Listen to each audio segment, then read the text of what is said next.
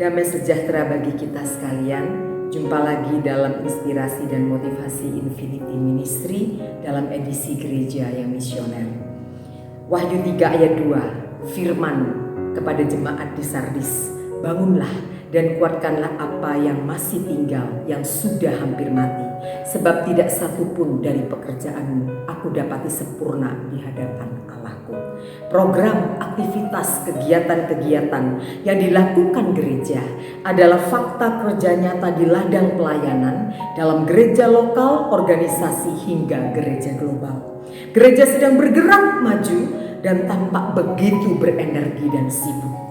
Namun, siapa bertelinga hendaklah ia mendengar apa yang dikatakan oleh Roh Kudus kepada jemaat-jemaat di dalam gereja, khususnya kepada jemaat di Sardis. Dia berfirman, sebab tidak satu pun dari pekerjaanmu aku dapati sempurna di hadapan Allahku.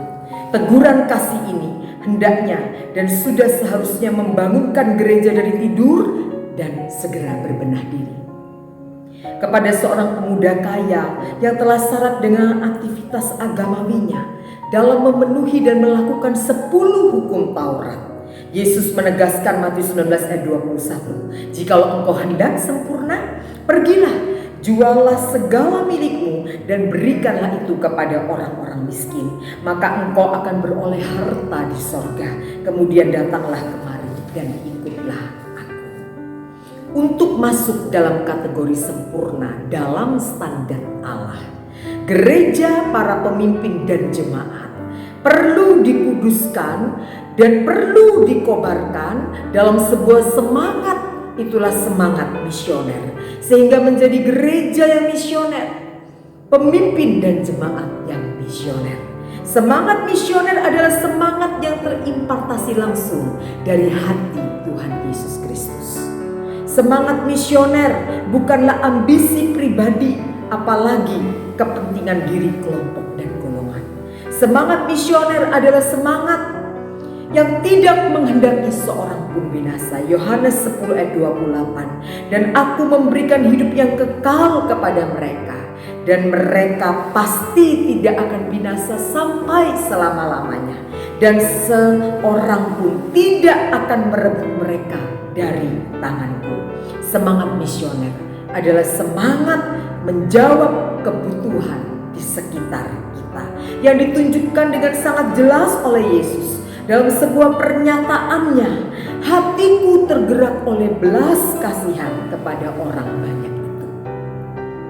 Pemuda kaya rupanya tidak bersedia bersinergi dengan gelombang-gelombang belas kasihan yang terpancar dari hati Yesus.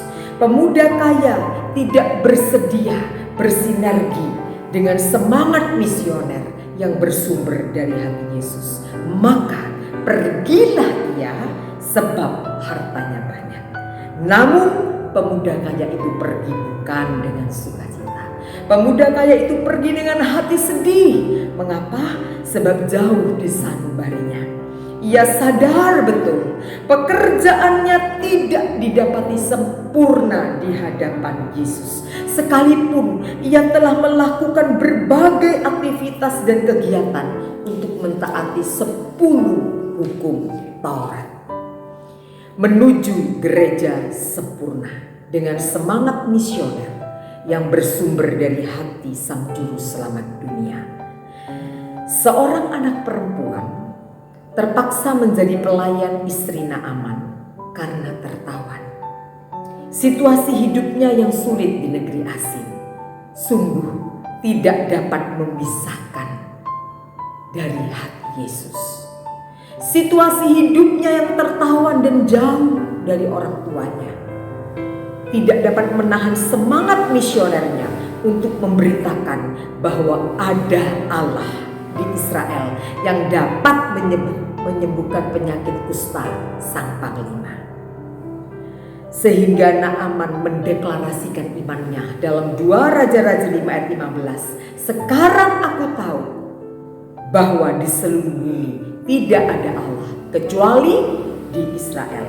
Semangat misioner seorang anak gadis kecil telah menjawab kebutuhan seorang Naaman akan kesembuhan dan akan keselamatan kekal.